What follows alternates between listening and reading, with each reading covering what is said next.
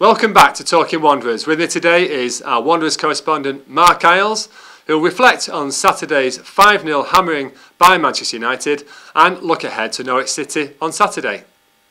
Well, Mark, a bit of doom and gloom maybe today after Saturday's lesson by United, really. Was it a case of United winning 5-0 because they were that good, or because Bolton were bad, or a mixture of the two? Yeah, probably a mixture of the two. I think Wayne Rooney was outstanding on the day. Hernandez, his movement, all sorts of problems. Nani was outstanding. Let's not be about the bush. United might well be the best team to have come and won a game at the Reebok, full stop. Yeah. But it doesn't hide from the fact that Bolton could have made life a lot more difficult for them. And, you know, in a defensive sense, all the way around the pitch, they were very poor indeed. And you know, there were very few players who did themselves justice. Martin Petrov, I thought, in an attacking sense, tried to carry the game. Nigel Reo-Coker got hold of things a little bit in the second half in particular, but it was woeful stuff, and it really does present a few problems, I think, for Owen Coyle now. Obviously, this did highlight the defensive frailties of Bolton or the attacking abilities of United, but the fact is that in the opening 4 games, Bolton have conceded 11 goals. Obviously, they didn't concede on the first day of the season. They've played 3 of the top teams in that time, but it's still worrying, isn't it, to concede so many? Yeah, I think, you know, we appreciate the fact that Owen Coyle sets his sides out to attack and go on the front foot, and I think it's always going to be the case that, you know, goals are going to get conceded. Against the top sides, you question sometimes, do you need to be a little bit more defensive, maybe play a couple of defensive players in midfield just to take the sting out of things, but it's not the way that Owen Coyle does things, and regardless of all that, you know, the defensive situation, you know, needs to be improved, and I thought they didn't do too badly against Manchester City in all senses, but against Liverpool and Manchester United, there were key areas there, some key performances that were completely missing, and a few players looked very short on confidence at the minute. Now, in our paper on Tuesday, Owen Coyle was talking about having options to make changes, and that he'll explore those options. So that sums up really that he is looking at changing the side. Where do you think those changes could happen? Well, let's believe that Stuart Holden, David Ngog and Tunchai all turned out for the reserves the other night, so they're all chomping at the bit. And I think the big positive thing for Owen Coyle is that whereas last season you turned round and you had semi-fit players that hadn't really been featuring, you've got maybe 5 or 6 players that all are really there and ready to step in. David Wheater, Gael Kakuta, you know, there's a handful of players who could come in if necessary, and depending on where he sees his major problems, I mean, a lot of people have suggested that maybe up front we're lacking something. So whether you change the Klasnic-Davis partnership that's done quite well at the start of the season, first 2 games of the season in particular, maybe. I think Tunchai offers a completely different game.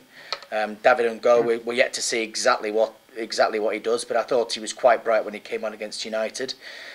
So yeah, I mean that's a positive thing for Coyle because he can change things around a bit, and having Holden back in, if he's there, I mean we've sort of speculated that he might be there for the last couple of weeks, but he came through 90 minutes against Arsenal the other night, and that's a huge thing. Yeah.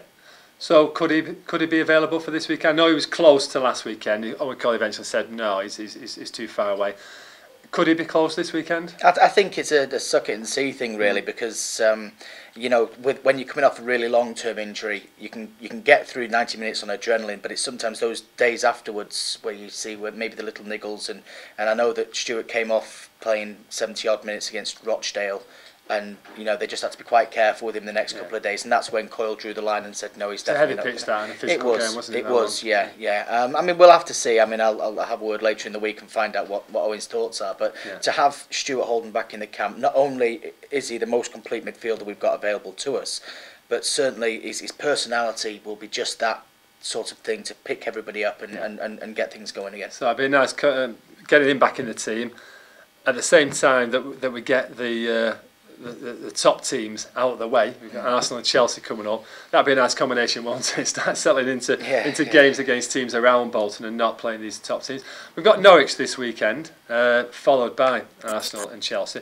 This is one that obviously everybody under the circumstances is definitely looking at winning, isn't it? It was always going to be the case. I think once we looked at this from the start of the season, you saw QPR on the opening day, thought we need to get something there, and certainly Norwich in between these two big banks of fixtures. But I think the way Norwich have started the season, they look open, they play attractive football. It'll be a good game, but it's definitely one that, as the home team, you know, if they can defend better, it's something that Bolton should get. So if Bolton are considering maybe sprucing up things defensively, that won't be this weekend, will it? This weekend will be a case of trying to go at Norwich and play the way that Owen Coyle has instilled in the side over the last season. I think it's always the case that Owen Coyle looks to, you know, enforce his own style on the opposition, and it's very easy saying that against a Liverpool or Manchester United. It's now an impossible. So you've got to be a little bit more street smart and do a lot more work than we've seen off the ball, closing down and keeping your shape, which, you know, it fell apart in grand style against United. But I think against Norwich,